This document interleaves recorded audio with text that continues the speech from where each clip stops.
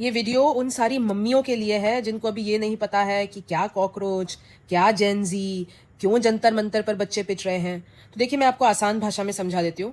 तबीयत थोड़ी खराब है, आवाज़ थोड़ी ऐसी आएगी, बट आपको समझाना बेहद ज़रूरी है कि आपके बच्चे जिनको आप सोशल मीडिया चलाने से रोकती हैं, जिनको आप मोबाइल चलाने से रोकती है, ज़्यादा चलाना भी नहीं चाहिए, लेकिन आपके ही बच्चों ने इतिहास पलट दिया है। आपके ही बच्चों ने एक मंत्री का इस्तीफा करा दिया है। आपके बच्चों के बारे में ग्लोबल मीडिया तक बातें हो रही है। तो हुआ क्या, कहानी शुरू होती है 15 मई को, जब सीजीआई, सुप्रीम कोर्ट के सीजीआई, उन्होंने बेरोजगार युवा को कंपेयर कर दिया कॉकरोच से।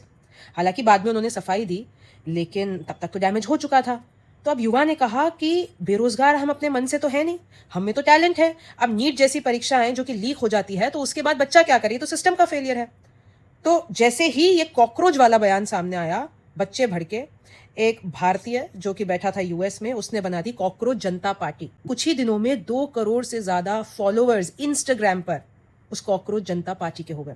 इन लोगों ने एक मांग रख डाली कि शिक्षा मंत्री धर्मेंद्र प्रधान, जिनकी वजह से ये नीट लीक, जिन्होंने सिस्टम फेलियर हुआ, जो नहीं संभाल पाए, उनका इस्तीफा चाहिए।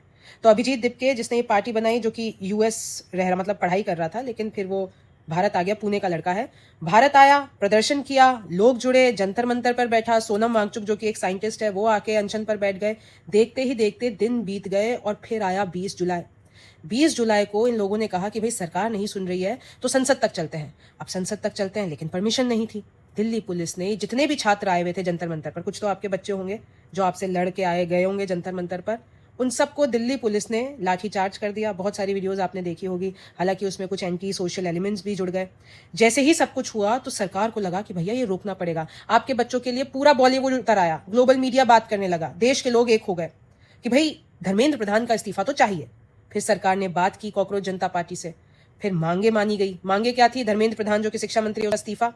फिर दूसरी मांग थी कि नीट लीक हुआ, बच्चों ने सुसाइड कर लिया, तकरीबन 20 थे, उनके फैमिलीज को 1 करोड़ तक की सहायता दो। तीसरा, जो प्रोटेस्टर्स थे, यानी कि जो कि जेन जी थे, मैं आपको बता देती हूँ जेन जी क्या होता है। वो बच्चे जिनकी उम्र 14 से लेकर 29 साल की है, वो जेन जी कहलाते हैं, क्योंकि वो 1997 से 2012 के बीच में पैदा हुए होते हैं।